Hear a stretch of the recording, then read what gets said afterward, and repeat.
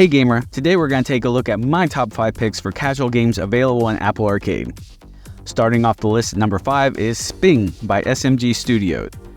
It's a physics game where you spin on anchors and jump on springs to collect jewels and reach the goal. Spin and spring, sping, get it? The game setup is something akin to Cut the Rope, where you can get up to 3 stars per level depending on how many jewels you collect, and those stars add up to unlock new levels, of which there are almost 300 of. The mechanics are simple, but it feels good when you hit the timing just right and clear perfect on a first pass. The 4th slot is going to Disney Getaway Blast Plus by Gameloft. I don't normally lean towards Match 2 games, and I was just trying this one out when building this list. But it's actually really fun. The little keychain characters are cute, and there's some unique level design instead of the old bunch of jewels stacked in a box look. Match 2 games have this effect on me where I start playing and I think I'm gonna get bored, but before I realize it, it's dark outside and now hours have passed. Number 3 is going to Hidden Folks Plus by Adrian Dijon. Hidden Folks, simply put, is Where's Waldo on steroids, where you have to find specific people or items in a scene. Scenes can be small, or they can be vast. Very vast. Not sure if that's proper English, but it fits. Not only can the search areas be huge, but items can be further hidden where an action has to be done to reveal them. You can literally spend hours or days on one scene. The plus with this game is that it has a lot of character. It's fun to look at all the little scenarios, and all of the sound effects are phonetic, which just adds to the charm. Second place goes to What the Golf by The Label. What the Golf is just ridiculous. 'Tis a silly place. The ultimate goal is to get from point A to point B. But that might be by hitting the ball, hitting a soccer ball, hitting the soccer goal, or a full-on Mario game. What's funny about this one is just how it catches you off guard, and I found myself literally laughing out loud.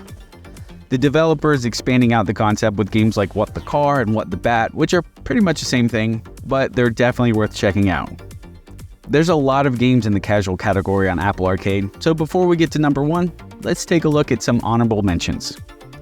Zen Pinball Party has loads of tables across multiple IPs, but I would say to get the best experience, play on a bigger screen if you can, and play with a controller to give you physical buttons. Farmside is a reward-based, simplified version of Stardew Valley, with like the exact same opening story.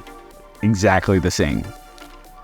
Master Chef Learn to Cook is a tactile cooking game that has the feel of a WarioWare game with its quick micro games while you're making a dish.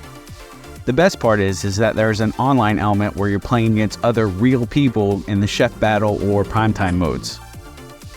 And Jeopardy World Tour Plus is new to Apple Arcade.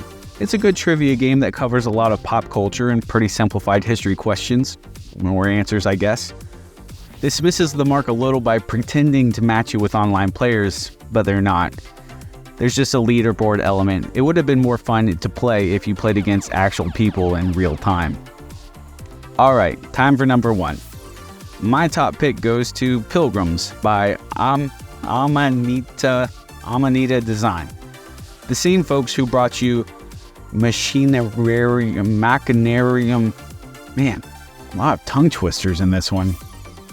It uses the same concept of that other game, where it's a point-and-click adventure where you're dropped into a world and you interact with the environment and the people to solve and progress in a story that you're not even sure of what's happening. The uniqueness comes from the card mechanic used to drop items or people into the scene to solve the puzzle. It's really the same as point-and-clicks from the past, it just presents the UI in an interesting way.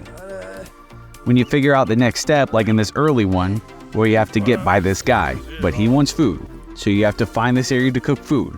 But first you have to find the food. Now it looks like you need water to boil the potatoes, so you have to take the cauldron to the river so that you can go back to the fire and cook the food and give it to the guy so he can let you pass.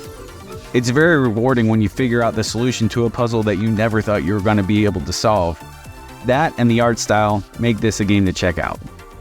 And with that, these are my top 5 picks for casual games available on Apple Arcade. If you felt like something else should have made the list, let me know in the comments and maybe I can do a review on it. Well, that's it for today. Be sure to like and subscribe for more Apple Arcade game reviews, accessory reviews, and top 5 lists. See you next time.